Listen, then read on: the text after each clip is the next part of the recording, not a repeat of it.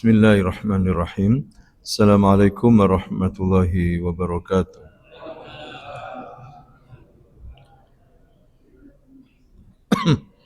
Innal hamdalillah nahmaduhu wa nasta'inuhu wa nastaghfiruh wa natubu ilaihi wa na'udzu billahi min shururi anfusina wa sayyiati a'malina. Man yahdihillahu fala mudilla lahu wa man yudlil fala hadiya lahu.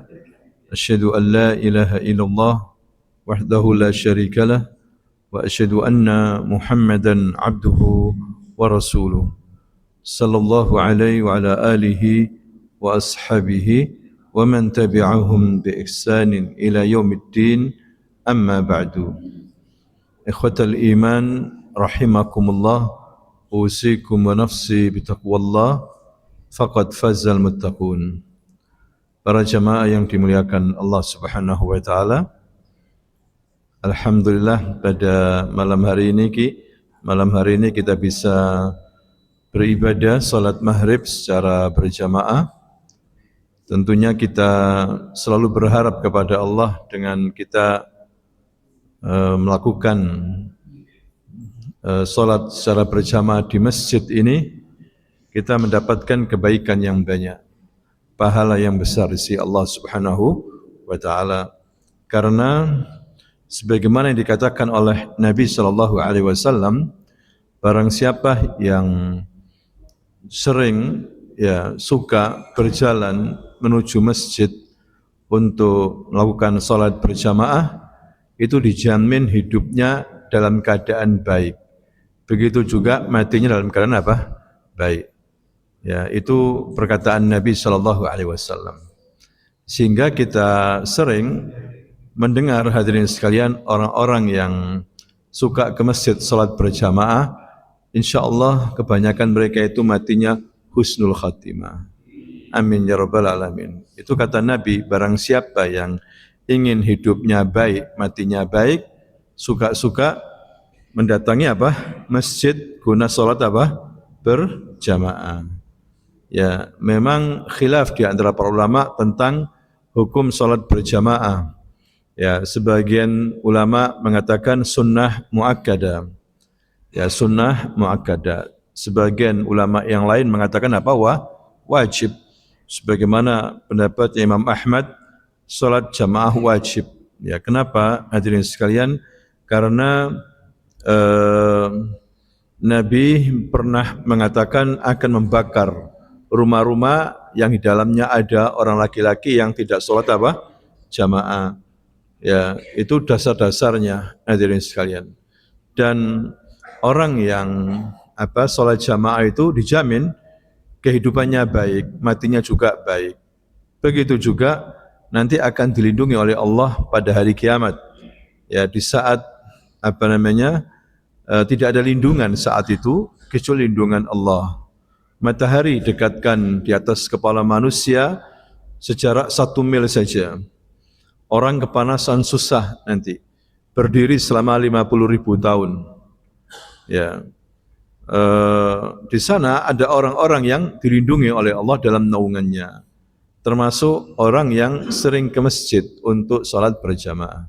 Qalbuhum mu'allakun bil masajid. Hatinya terikat, ya, selalu senang mendatangi apa? Masjid. Ikhwatal iman rahimani wa rahimakumullah.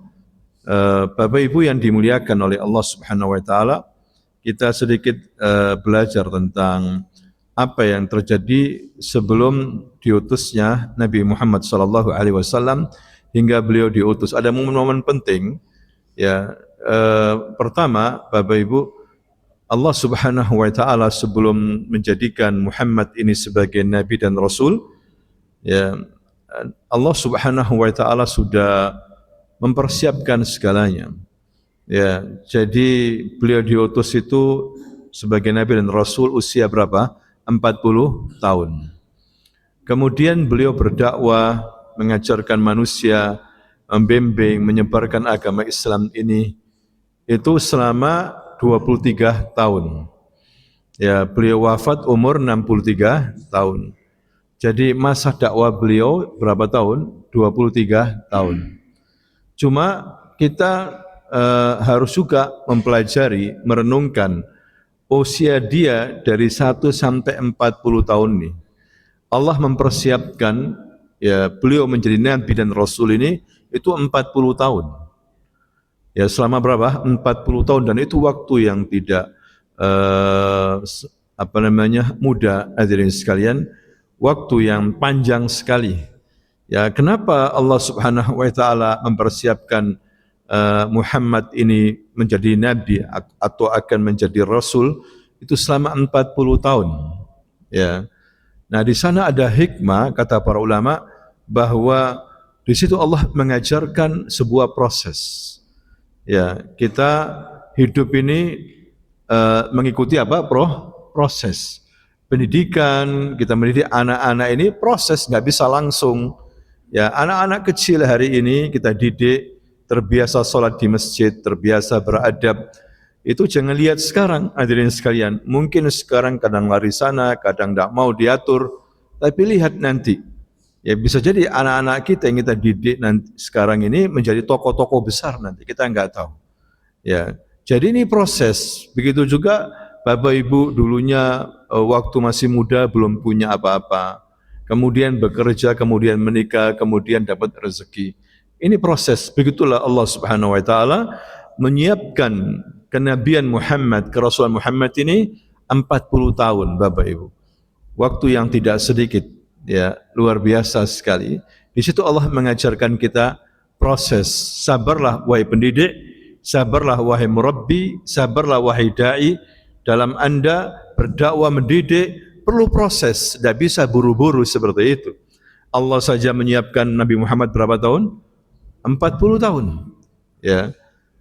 Nah, ketika menjelang usia 40 tahun terjadi ada hal-hal yang lain daripada sebelumnya terjadi pada diri Nabi Muhammad sallallahu alaihi wasallam. Misalnya beliau pernah bermimpi, terus mimpinya itu terjadi dalam kehidupan sehari-hari. Beliau pernah melihat cahaya dalam mimpinya.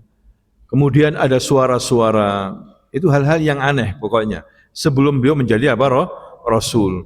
Kemudian beliau ketika berjalan tidak ada orang, hadirin sekalian, tiba-tiba batu, pohon memberikan apa? Salam. Bicara. Assalamualaikum ya Rasulullah. Kaget. Ya. Tidak ada orang padahal. Kiri kanan tidak ada orang. Ternyata batu, pohon memberikan apa? Salam. Ini sebagai apa? Muqaddimat. Sebagai muqaddimat irhasat, hadirin sekalian. Agar Rasulullah ini tidak langsung kaget ketika dijadikan sebagai apa?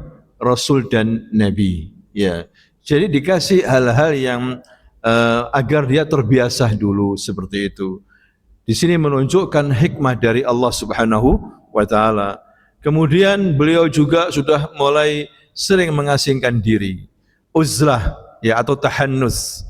Ya, menjauhkan diri manusia dari masyarakatnya yang jahiliyah. Dia naik gunung Hira, Gua Hira sana, atau sekarang dikenal dengan Jabal Nur. Dia naik ke sana, dia berpikir, tapi bukan bertapa, ya. Dia memikirkan umatnya, kok seperti ini umatku, rusak seperti ini, menyembah berhala, menyembah patung, menyembah jin.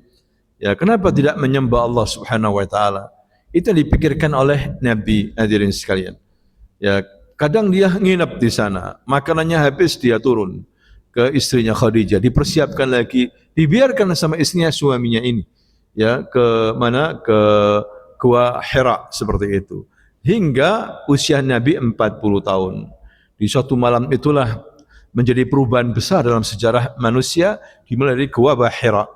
Ya, ketika Nabi sendiri datang malaikat Jibril menjelma sebagai laki-laki, langsung didekap Nabi Muhammad ini. Ya Muhammad, iqra. Bacalah ya Muhammad. Nabi Muhammad tidak bisa membaca. Nabi Muhammad menjawab, ma ana biqari. La aqra, la aktub. Saya tidak bisa membaca, tidak bisa menulis. Iqra ya Muhammad, didekap lagi. Fa akhadhani fa ghattani. Kata Nabi, dia kemudian mendekapku dan mengeraskan lagi sampai balaghani juhud, sampai aku lelah kepayahan. Ya. Karena Nabi di samping takut juga. Ya, iqra ya Muhammad, ma ana biqari. baca ya Muhammad, saya tidak bisa baca. Memang Nabi kita ini Bapak Ibu nggak bisa baca, ummi. Ada hikmah di balik ini, kenapa Nabi Muhammad itu ummi? Ya bukan dia bodoh, bukan, tapi dia ummi saja. Ummi itu tidak bisa baca, tidak bisa apa? Menulis, ya. Agar nanti orang-orang Quraisy tidak menuduh Muhammad bahwa Quran ini tulisannya Muhammad. Muhammad itu yang nulis waktu di rumahnya, kan gitu ya. Kalau Quran itu tulisannya Muhammad, ya tulisannya manusia, pasti ada yang salah. Quran itu dari Allah, ya hurufnya, ucapannya itu dari Allah Subhanahu wa taala. Maka dikatakan kalamullah, Bapak Ibu. Nah itu, ya Nabi nggak bisa menulis, tidak bisa membaca. Ya, kemudian baru setelah itu dilafalkan. Iqra bismi rabbikal ladzi khalaq, khalaqal insana min 'alaq. Iqra wa rabbukal akram, 'allamal insana ma lam ya'lam. Ya, seperti itu. Jadi bacalah dengan menyebut nama Tuhanmu ya Muhammad yang telah menciptakan. Ya. Dan seterusnya. 5 ayat ini betul-betul diresapi oleh Nabi, dihafal, karena Nabi itu cerdas sekali, ya, meresap dalam hatinya, Bapak Ibu. Diajari oleh Allah, ya Muhammad, baca. Baca itu ada 2 arti, Bapak Ibu. Membaca hukum, membaca Quran, membaca hadis, ya, membaca syariat Allah ini. Yang kedua, membaca dalam arti mengamati, amati, ya, ciptaan Allah ini. Lihat langit, lihat bumi seperti ini. Kemudian lihatlah matahari, amatilah bintang, bulan, laut dengan apa, ombaknya, gunung, agar menambah iman bahwa semuanya itu ciptaan Allah. Semuanya itu adalah dimiliki oleh Allah Subhanahu wa taala. Allah yang mengatur semuanya. Ya, Allah yang berhak disembah. Allah yang mengajarkan manusia, suruh mengamati. Amati tapi dengan ilmu dari Allah. Ya, kalau kita mengamati harus ada ilmu dari Allah, dari Islam.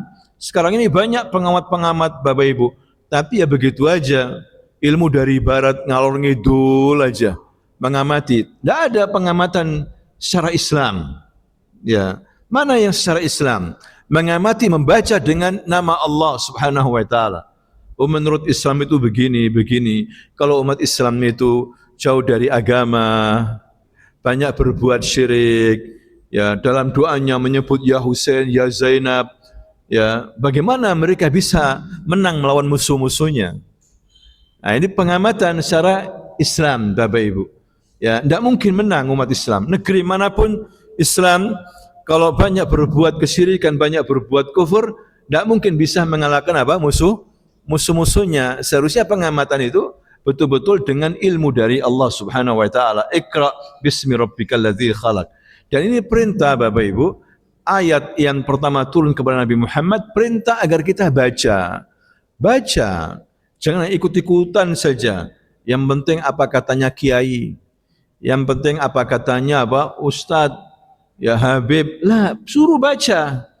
Ya, baca Quran, baca As-Sunnah. Suruh belajar, suruh ilmu. Ilmu dulu sebelum berbicara, sebelum berbuat. Ya, semangat menuntut ilmu. Jangan semangat saja, semangat menuntut ilmu. Ya, ini penting karena kalau orang mengenal ilmu, Bapak Ibu, mengenal Allah Subhanahu wa taala.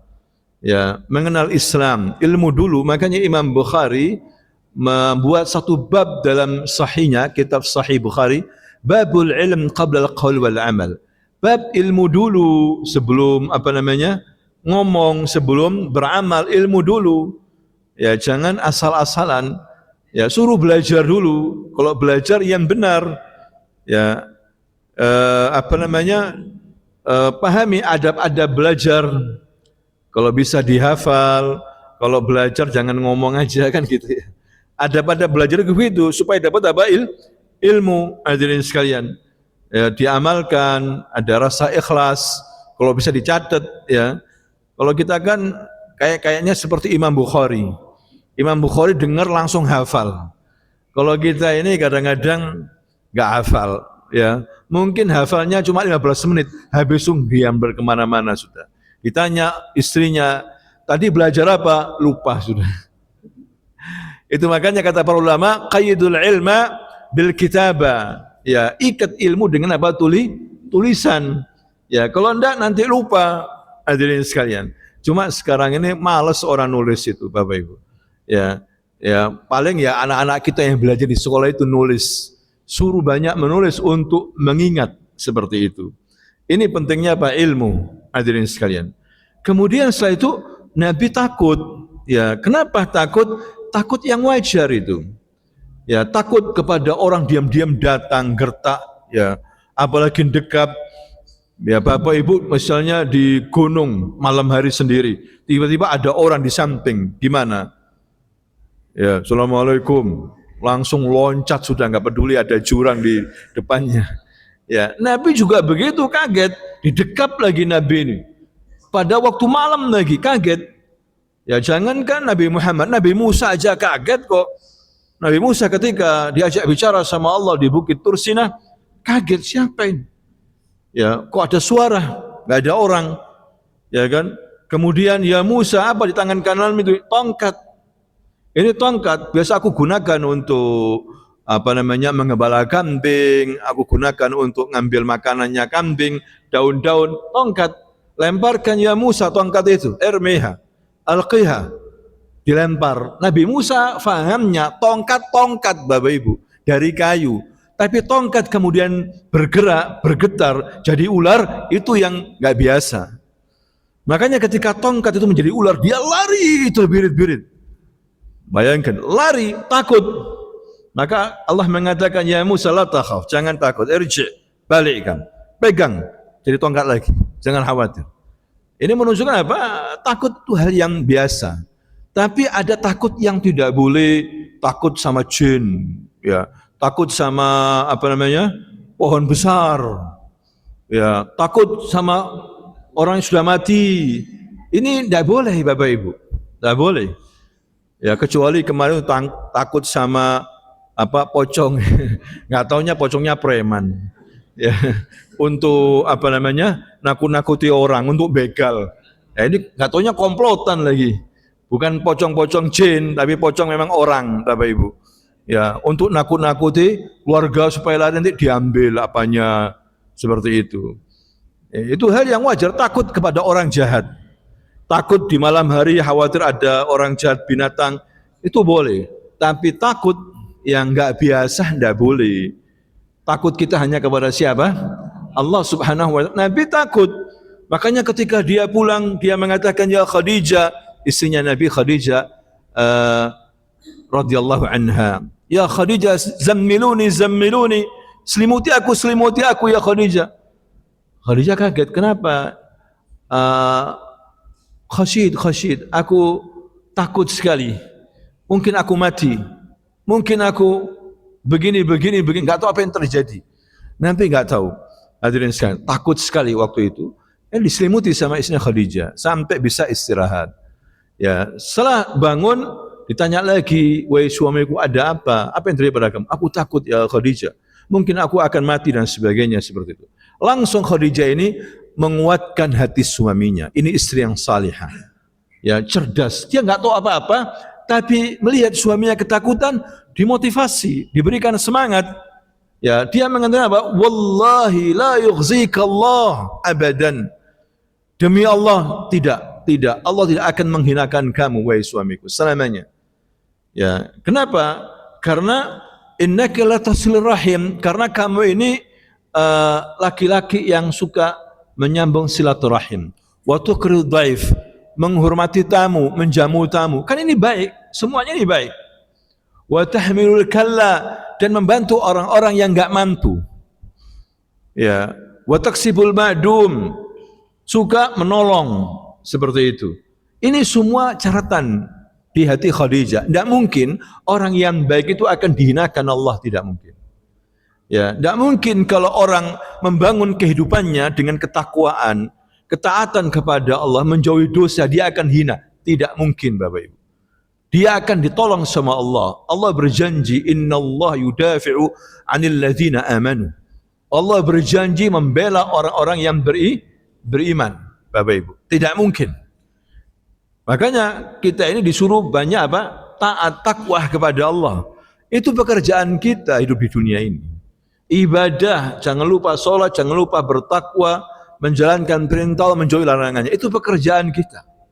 Ya, jangan khawatir tentang rezeki. Rezeki udah dibangun, udah dibagi masing-masing, Bapak Ibu.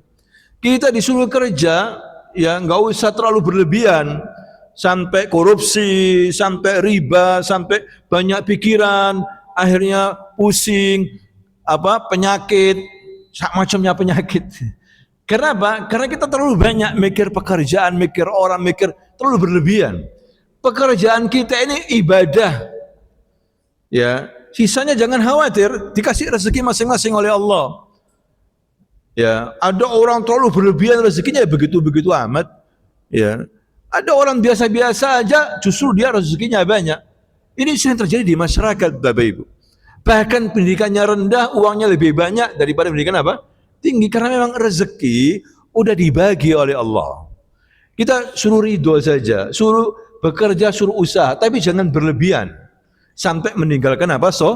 Sholat sudah dibagi. Jangan khawatir. Kalau memang belum rezekinya ya sudah bisa begitu. Bagaimanapun tidak bisa.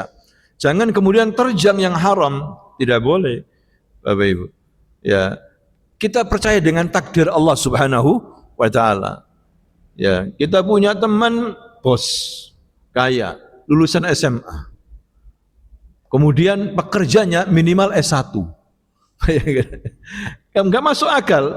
Memang itu pembagian dari Allah, tidak bisa kemudian kita meniru dia, tidak bisa, Bapak Ibu. Ya, pembagian dari Allah. Kalau Allah belum takdirkan, tidak bisa, Bapak Ibu. Yang penting ini pekerjaan kita ibadah. Ya, makanya diturunkan oleh Allah wahyu kepada Nabi Muhammad SAW. Ikuti ini, kita akan sukses. Ya, Nabi SAW diberikan kebaikan yang banyak, Bapak Ibu, oleh Allah. Kenapa? Karena Nabi orang yang paling bertakwa, orang yang paling banyak ibadah kepada Allah, orang yang paling besar jasanya.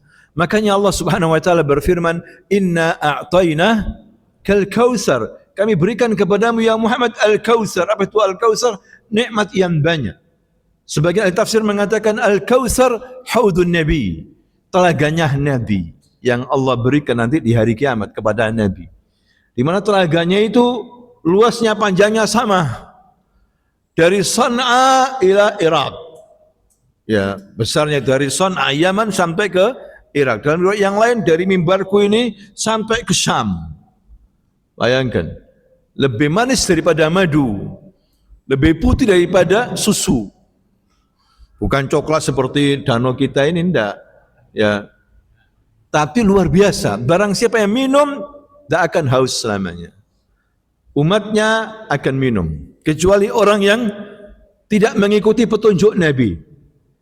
Semuanya minum nanti. Yang mengikuti sunnah Nabi diberi minum, bahkan disambut oleh Nabi, dikasih minum. Ya, tiba-tiba ada rombongan ngaku umatnya Nabi Muhammad. Nabi Muhammad mau menyambut, kemudian ada yang ngomong, "Ya Muhammad, kamu enggak tahu siapa mereka?"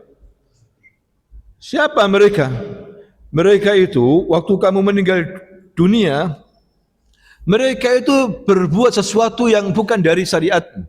Mereka beramal, mereka beribadah, tidak mengambil sunnahmu, tidak mengambil petunjukmu. Mereka bikin-bikin aturan sendiri. Nabi marah. Nabi mengatakan, sohkan, celaka kalian, pergi kalian, diusir sama Nabi. Sok pinter, sok tahu, hadirin sekalian. Maka kita disuruh mengikuti ajaran Nabi dalam beramal. Kita bisa masuk surga. Bukan main-main. Allah memberikan wahyu kepada Nabi ini agar kita ikuti. Agar kita ikuti. Dan Nabi menjadi Nabi dan Rasul itu bukan atas kemauan dia, Bapak Ibu. Dia tidak tahu mau jadi Nabi itu, enggak tahu. Ya, Allah yang tahu, Bapak Ibu. Kalau tahu buat apa Nabi takut? Nanti ya Muhammad, jam 8:30 ada orang datang kepada kamu, ya memberi wahyu, jangan takut ya. Enggak ada begitu. Nabi justru takut karena Nabi enggak tahu kalau dia menjadi Nabi dan Rasul. Ini menunjukkan bahwa kenabian dan kerasulan itu adalah pilihan dari Allah. Bukan bisa dipelajari, bukan bisa dibuat latihan-latihan kemudian jadi nabi. Sebagaimana pendapatnya Ibnu Sina, ya, tokoh filosof, tokoh filsafat dan teman-temannya. Dia mengatakan apa? Bahwa kenabian kerasulan itu bisa digapai dengan latihan-latihan. Bayangkan. Sehingga dia bertapa di mana? Gua Hira. Ya, mungkin nanti datang malaikat Jibril ngasih apa? Wahyu. Tidak bisa. Kalau ngikuti seperti itu, banyak orang nanti bertapa pengen jadi apa? Nabi. Tidak bisa. Nabi itu pilihan dari Allah. Bukan diusahakan, bukan dengan latihan. Ya, menunjukkan pilihan apa? Nabi Isa, Nabi Yahya, mulai kecil udah dijadi nabi. Bayangkan. Memang pilihan dari Allah Subhanahu wa taala. Ya. Yakhluqullahu may yasha wa yakhtar. Allah menciptakan apa yang dia kehendaki dan Allah memilih apa yang dia kehendaki. Dari manusia Allah pilih yang terbaik, ya nabi-nabi dan rasul-rasul itu, Bapak Ibu. Ya. Kemudian Allah menurunkan wahyu. Wahyu itu kalamullah. Kalamullah, Allah itu berbicara. Ya. Menunjukkan Allah itu apa? Berbicara. Orang-orang Mu'tazilah, kelompok Asy'ariyah yang memakai apa filsafat sebagai barometernya, ya, hanya logika saja. Mereka menolak bahwasanya Al-Qur'an ini kalamullah. Allah berbicara, menolak. Kenapa? Karena Allah berbicara berarti sama dengan makhluk. Bayangkan. Ya, mereka terpancing dengan kaidah-kaidah filsafat. Padahal enggak semua, ya, apa yang sama dengan Allah, sama dengan makhluk. Bicara, betul namanya bicara, tapi beda bicaranya Allah dengan bicaranya apa? Makhluk. Ya, sebagian Asy'ariyah menerima Allah itu apa? Mendengar. Ya, sebagian menolak. Kenapa enggak ditakwilkan yang lain? Kan sama juga mendengar makhluk itu. Allah juga mendengar, berarti Allah sama dengan makhluk, tapi diakui. Ya. Nah, ini tidak benar hadirin sekalian. Pokoknya nggak sama Allah dengan makhluk sifatnya. Mungkin namanya apa? Sama sifatnya. Ya, kuat, al-qawi. Allah punya sifat kuat. Makanya namanya al-qawi. Manusia juga kuat, ada magnetisme itu kuat. Tapi apa sama kekuatannya Allah dengan apa? Kekuatan apa? Manusia nggak sama, Bapak Ibu. Nah, itu terjebak oleh orang filsafat. Mereka mengatakan, ya, kelompok Mu'tazilah, tokoh-tokoh Islam terpengaruh dengan kelompok filosof itu. Mereka mengatakan Al-Quran ini bukan kalamullah, tapi bahasa hati Allah. Bingung enggak memahaminya? Itu orang filsafat, bingung. Orang awam tidak bisa menerima bagaimana maksudnya bahasa hati Allah. Yang ngomong itu malaikat Jibril sama Muhammad. Allah enggak bicara. Ini bisa kufur. Padahal Allah mengatakan apa? Wa kallamallahu Musa taklima. Allah mengajak bicara Nabi Musa secara hakikat langsung. Bayangkan. Diajak bicara Nabi Musa secara langsung. Ini keutamaan Nabi Musa alaihissalam. Hadirin sekalian. Tapi dibalik oleh orang Mu'tazilah, yang ngomong itu Musa, bukan Allah katanya. Ya, bingung lagi. Ya, itulah kalau akidah dibangun dengan pakai apa? Logika. Nabi menyuruh kita ambil dari Quran dan Sunnah. Agama itu seperti itu. Bukan dari Syekh Muhammad bin Abdul Wahab. Bukan Wahabi, bukan, Bapak Ibu. Apa sih Wahabi itu? Dikit-dikit Wahabi itu. Dikit-dikit Wahabi. Apa itu Wahabi itu? Wahabi itu katanya disandarkan ke nama, ada tokoh Islam di Saudi namanya Syekh Muhammad bin Abdul Wahab. Ya. Yang hidup abad ke-13 Hijriah. 1300 yang lalu. Sekarang 1000 berapa? 447. Ya, atau 1200-an, 1300-an antara itu. Ya, hidupnya Syekh Muhammad bin Abdul Wahab. Apakah kita menjadikan dia sebagai patokan hukum? Tidak. Kita disuruh mengikuti Al-Quran dan apa? Hadis. Gak disuruh mengikuti Syekh Muhammad bin Abdul Wahab. Hadirin sekalian, kita disuruh mengikuti Nabi Muhammad dan 3 generasi yang dikasih rekomendasi oleh Nabi sebagai generasi yang terbaik, yaitu sahabat, kemudian apa? Para tabi'in. Ya, kita tidak mengikuti istilah Wahabi, Bapak Ibu. Bahkan sebelum Muhammad bin Abdul Wahab lahir, sudah ada 9 abad sebelumnya, abad keempat. Sama juga ada istilah Wahabi, disandarkan orang Maroko sana itu. Ada namanya Wahab bin Rustum. Wahab bin apa? Rustum. Ini yang Wahabi betul-betulan. Karena ulama mengatakan waktu itu berfatwa jangan mengikuti Wahabi ini. Jangan masuk masjidnya kalau dia bangun masjid. Karena memang akidahnya sesat. Ya, sholat tak wajib, jilbab tak wajib, bayangkan. Membunuh orang. Sehingga para ulama mengatakan bahwa Wahabi ini sesat memang. Dari mana itu? Maroko yang hidup pada abad berapa? 4 Hijriah.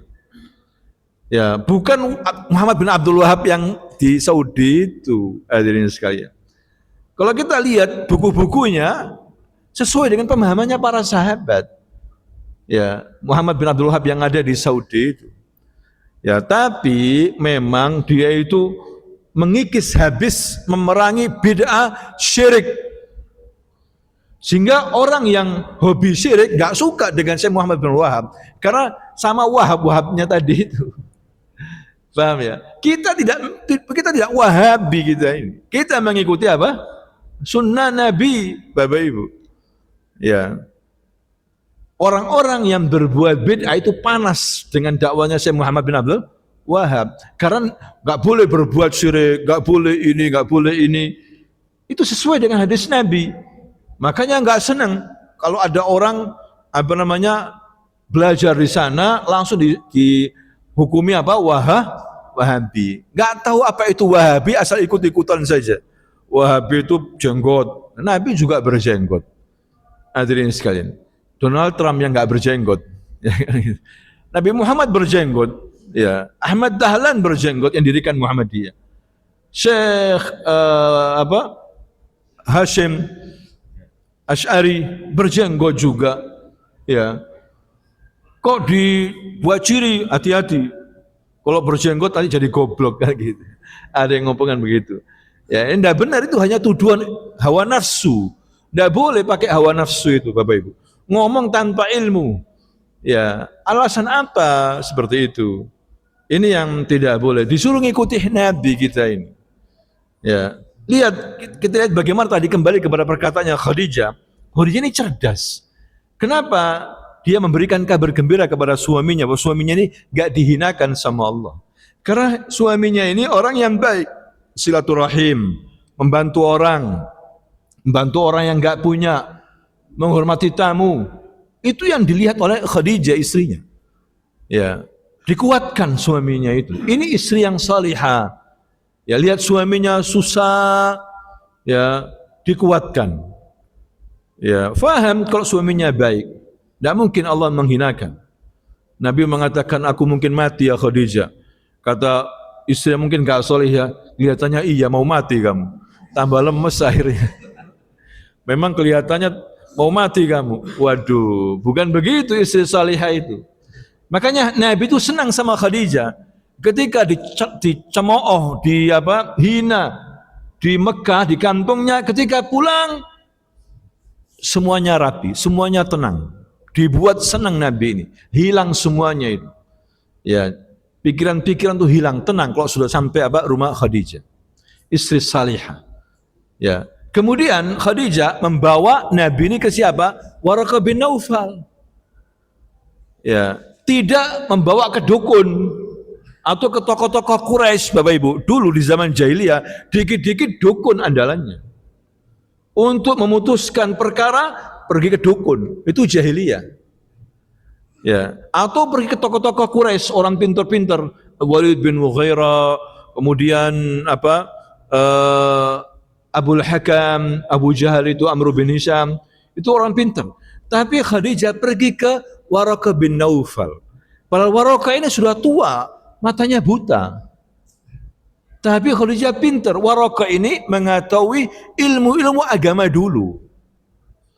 Karena dia pernah belajar lama, hidup lama di mana? Syam, belajar kitab Injil, Taurat, dan dia masuk agama Nasara. Injil yang masih asli, Bapak Ibu. Dia menulis dengan bahasa Ibrani bisa. Ketika ditanya, ya Waraqah, bagaimana suamiku ini? Ya coba diceritakan. Langsung Waraqah faham. Waraqah faham. Dia mengatakan, ya Muhammad, hadza namus. Ini namus yang turun kepadamu, namus ini. Namus bahasa Ibrani, bahasa ininya Jibril. Ini Jibril yang turun kepadamu, yang dulu pernah turun kepada Nabi Musa wa Isa. Ya Khadijah, ini Jibril, suami itu jadi nabi. Ya laitani fiha jada'an. Dia mengatakan, seandainya aku masih muda, aku akan bela kamu ya Muhammad. Ketika kaummu mengusirmu, kaget Rasul. Kaumi mukhrijiyah, kaumku mengusirku, salahnya apa? Bukankah aku selama ini baik? Ya Muhammad, tidak ada orang yang datang seperti kamu, dikasih risalah, kecuali akan dimusuhi oleh kaumnya. Bayangkan Bapak Ibu, ini sunnatullah. Ya, maka kalau ada orang mengikuti jejak Nabi, menyampaikan pesan-pesan Nabi, syariatnya Nabi, pasti akan dimusuhi, mendapatkan permusuhan. Bisa jadi yang musuh dari keluarga sendiri, tetangga sendiri, orang dekat sendiri, sahabat sendiri, orang kaum muslimin sendiri, ada seperti itu Bapak Ibu. Ya, kalau berbicara masalah dunia, masalah uang, masalah, mungkin semua orang senang, nggak ada masalah. Tapi ngomong ini syirik, ini bid'ah, haram, wah banyak musuhnya Bapak Ibu.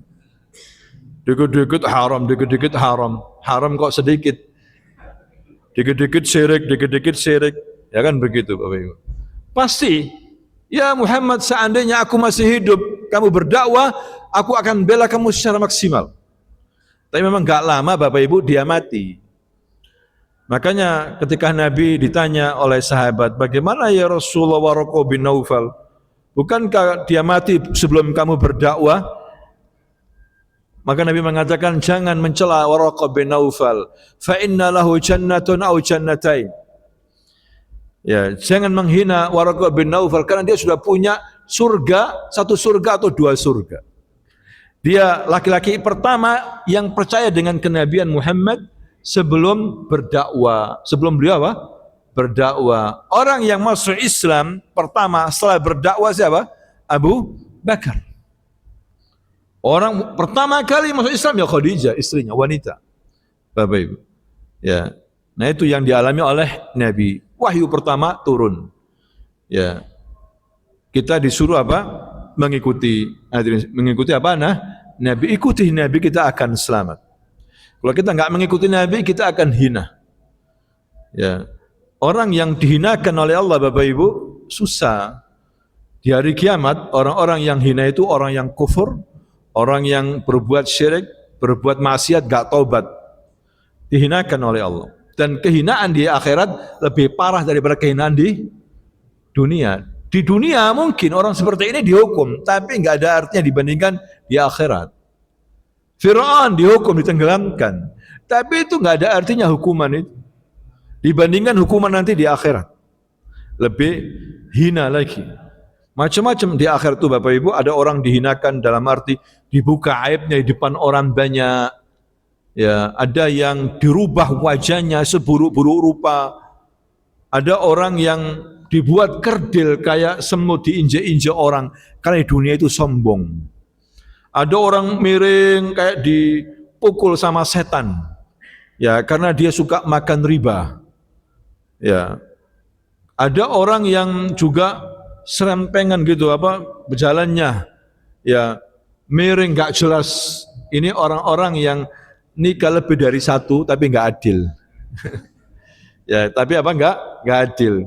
Ya, pokoknya dihinakan oleh Allah. Ada orang-orang yang dibuka datanya tapi ditutupi sama Allah. Hanya antara Allah dan dia yang tahu. Ini orang yang beriman. Diakui sama dia, dibuka semuanya oleh Allah. Betul, kamu berbuat begini, iya ya Rabb. diampuni sama Allah, dimasukkan ke dalam apa? Surga. Dilindungi oleh Allah Subhanahu wa taala. Karena dia beramal saleh, berbuat kebaikan. Betul ada dosa, tapi tidak seberapa.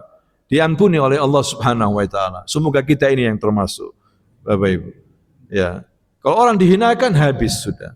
Makanya doanya para nabi, doanya Nabi Ibrahim, Nabi Musa, Nabi Muhammad, doanya apa? Rabbi la tuhzini yaumal qiyamah. Ya Allah, jangan engkau hinakan aku pada hari apa? Kiamat. Ya, doanya itu. Rabbana innaka man tudkhilin nar faqad akhzaita. Wahai Tuhan kami, orang yang kau masukkan ke dalam neraka betul-betul orang yang kamu hinakan. Akhzaita. Ayat berikutnya, Rabbana wa atina ma wa'adtana ala rusulika wala tukhzina yaumal qiyamah. Wala tukhzina yaumal qiyamah ya Rabb. Jangan hinakan kami di hari kiamat. Muliakan. Dimuliakan oleh Allah Subhanahu wa taala. Orang yang beriman, yang mengikuti Nabi diampuni dosanya. Hadirin sekalian. Termasuk di antaranya kata Nabi supaya kita bahagia, suka berjalan menuju apa? Masjid. Wa intidari shalah ila shalah, kata Nabi. Menunggu salat dengan salat yang lainnya. Wa al-wudu' al-makarih. Wudu, dia menyempurnakan wudu walaupun situasi susah. Walaupun dingin, subuh kan dingin, tetap dia wudu dengan sempurna. Walaupun dia sakit, dia berusaha semaksimal mungkin, walaupun nggak kena lukanya, pokoknya dia wudu. Ada orang yang nggak wudu, nggak pernah mengenal wudu, nggak mengenal sholat, nggak pernah mengenal apa masjid. Ada polisi, bukan polisi sini, polisi di Saudi. Cerita, dulu saya nggak kenal masjid, saya nggak kenal wudu, nggak kenal toharo, nggak pernah mandi janabat, nggak mau dengarkan azan, padahal dia tempat jaga itu nggak jauh masjid. Dia mendengarkan, dia malas sudah. Dengarkan pengajian tidak mau, dia anggap Islam ini apa? Terbelakang. Sunnah Nabi ini apa? Sudah kuno. Dia anggap ulama ini munafik pura-pura. Ya, ulama-ulama besar datang, dia tidak peduli sudah. Bahkan jarang silaturahim ke ibunya. Kalau silaturahim telepon, marah-marah aja sama ibunya. Pokoknya sudah kehidupan malam, nggak kenal sholat lagi, Bapak Ibu. Nggak kenal Jumatan, tidur pun nggak pernah bangun subuh. Jangan tanya bangun sudah. Ya, luar biasa orang ini, rusak sudah. Ya, sampai Al-Fatihah nggak hafal lagi sudah. Bayangkan, orang Arab nggak hafal Al-Fatihah. Dia ngomong sampai Al-Fatihah susah dia mengucapkan itu. Suatu hari ada syekh datang. Saya ini nggak terkenal, syekh biasa sudah. Lain daripada syekh yang lain. Syekh biasa ini. Ya, kenal, menyapa, dinasihati sama saya ini. Pertama menghina, biarkan aja. Saya ini masuk masjid kemudian ceramah. Bicara masalah apa saya ini? Masalah hari kiamat. Nasib manusia di hari kiamat nanti. Ya, wajah mereka, rupanya mereka berbeda-beda. Surga, neraka, langsung dia kaget. Hatinya ini langsung renyuh-renyuh sudah. Nangis dia jatuh, Bapak Ibu. Nggak bisa berdiri sudah. Terus dia nangis. Akhirnya orang kaget, kenapa? Dipanggil saya ini. Ya Fulan, ada apa kamu menangis? Ampuni saya, ya doakan saya ini terima tobat. Saya betul-betul bertobat sekarang. Saya mau tobat. Diceritakan masa kelamnya bertahun-tahun itu. Dikasih hidayah oleh Allah. Gara-gara ceramahnya Syekh di luar masjid padahal didengar sama dia, langsung dapat hidayah. Ya, kalau begitu saya suruh orang masjid ini yang tetangga itu ngajari kamu Quran. Dia mau. Pokoknya tiap hari ke masjid. Sampai dia itu ketakutan dalam hidupnya waktu tobat itu, harian 24 jam, dia tidur cuma 2 jam. Merasa menyesal kayak mau mati sudah, Bapak Ibu. Terus dia bertobat, akhirnya betul-betul sungguh-sungguh belajar Al-Quran lagi. Dalam hitungan 4 bulan hafal Quran. Karena pikirannya akhirat. Kalau kita kan macam-macam pikirannya. Ya, baca Quran baru 5 menit ngantuk sudah. Ya, ngaji baru 1/4 jam ngantuk. Makanya kalau kita ngaji suruh nulis kan gitu. Kita bukan seperti Imam Bukhari hafal langsung begitu. Ya, paling 15 menit sudah mulai 5 watt, 2 watt mungkin gitu. Begitu Bapak Ibu, insyaallah mudah-mudahan kita ini selalu mendapatkan hidayah dari Allah Subhanahu wa taala. Jazakumullahu khairan. Subhanakallahumma wa bihamdika asyhadu an la ilaha illa anta astaghfiruka wa atubu ilaik. Assalamualaikum warahmatullahi wabarakatuh.